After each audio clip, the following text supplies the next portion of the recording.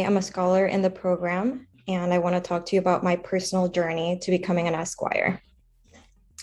My journey dates back to 2015 when I graduated high school and decided to make the decision to move away from the only home I'd ever known in Puerto Rico to Tampa, Florida to go to college.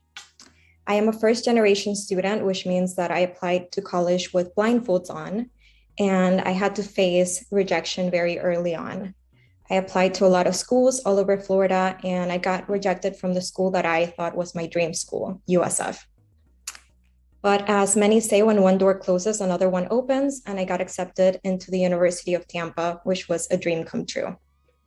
I majored in criminal justice, and I wanted to start taking some law school classes to start to get the hang of what it would feel like to go to law school. Even though I had already told everyone and their moms that I was going to be a lawyer, I was very fearful. There was the fear of failure, the fear of not allowing myself to try, and the most present fear of not knowing the language well enough. In order to get through and overcome all of that, I took on a mentor and a lot of leadership positions in my school, which allowed me to graduate and succeed. Fast forward to 2018, I graduated UT with honors in a matter of 3 years. And the two most pivotal experiences for me were an internship at the state attorney's office in the RICO racketeering division, and an internship at the Hillsborough County Sheriff's Office, where I completed over 100 hours of ride-alongs. So this allowed me to understand the bigger picture of the criminal justice system and dive right into LSAT. Much like the SAT, I did not score well on standardized tests, and this was no different. And in addition to that, applying to law school was a journey of its own. It's very complex and very costly. And I ended up using everything that I had saved in the 3 years of undergrad to just apply to law schools. Now, at this point, I was already very familiar with rejections, so I was expecting and not to be accepted everywhere, but I was hopeful to be accepted somewhere where it would allow me to succeed. So I chose WMU Cooley Law School. It's a great school, small campus where you get individualized attention for your professors. And it was also very close to home, so it allowed me to not have to move. Oops. In 2018, I became a parent to this cutie in a very unconventional way. He is my stepson. He was this young when he became a big part of my life. And I got a lot of backlash from my family from taking this big role as his stepmother. They were fearful that I was going to let this be an issue and put law school as number two.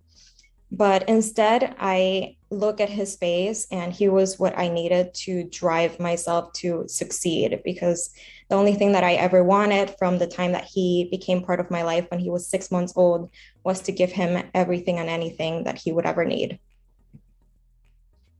That doesn't mean that law school wasn't the biggest challenge that I have ever faced, because you have to adjust yourself and your expectations, especially being an overachiever like all of us are, especially in undergrad.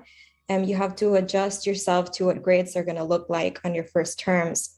I got a 2.5, and it took me a long time to get out of that 2. But part of that meant quitting my job and becoming a full-time student, as well as doing Q&A books for every class and over 7 exams from the professor's exam bank, which I'm grateful that all of that was accessible to us. With a lot of work and long days and nights, I reached my goal GPA. It helped that in 2020, we went online and it was open book, but that didn't change how challenging law school could still be. And it faced a lot of difficulties of its own to be an online student. When things finally opened back up, I began networking, and I found myself joining Journey to Esquire in 2021. Journey to Esquire has been a blessing. As many of you have shared, it's the perfect way to wrap up our last year of law school and our journey to becoming attorneys. Professor Jocelyn Hardrick was my criminal law professor, and she was already a mentor of mine. So it was immensely great opportunity to be able to be part of the program that she created. Her, as well as the other board members, encouraged me to apply to scholarships, competitive internships, as well as job opportunities. A lot of people have sat down with me to go through my resume, cover letters, help me find resources. And most importantly, they connected me with amazing mentors in our legal community, Christine Norris and Judge Baggy Hernandez, as well as other members of the legal profession. They provided me with coaching during the February bar exam, which for anyone who's taking the upcoming exam in July, you take all the help that you can take, as well as a scholarship award, because you also go broke studying for the bar exam, and it's a blessing in and of itself. Fast forward to 2021, not too long ago, this year was probably the best year I've had in a while. It's where everything came together and I finally started to see the results of all my hard work. These were some of the accomplishments that made my year. I joined Law Review. I completed 2 internships as a CLI at the State Attorney's Office and as an intern at the U.S. Attorney's Office. I won the mock trial competition in my school alongside with my best friend. I got scholarship opportunities and I was able to graduate this past December cum laude. Now I started bar prep a month prior in November, and I'm set on the February bar exam. In addition to that, I also got engaged in early 2021. So that was a great way to start my year. And in August of this year, we will be getting married. So put that in there. And these are some graduation pictures that I took at my alma mater at the University of Tampa, and some pictures with my family, which are my biggest support group, my biggest cheerleaders. And without every single one of them, I would not have made it through law school or bar prep or any of it.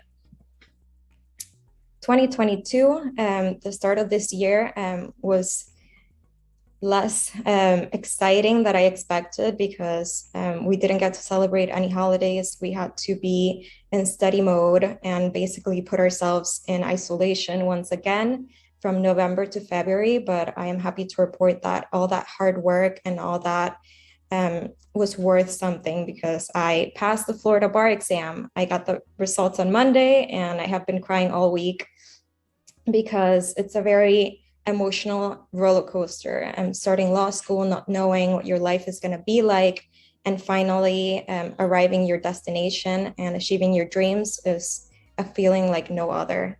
And I could not have gotten this far without this program, without the mentors and everyone who paved the path.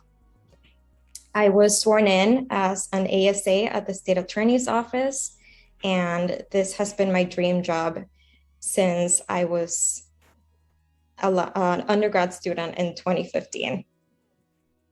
I want to take this time to thank my parents and my fiance for all their support and patience with me during the bar exam, Professor Jocelyn Hardbrick for being a great mentor and leader and establishing this program so that students like ourselves can prioritize ourselves and our needs and make the connections that we need to succeed, as well as the members of the board, Attorney Christine Norris and Judge Baggy Hernandez for being amazing and sticking it out with me through bar prep, as well as my friends and family. Thank you.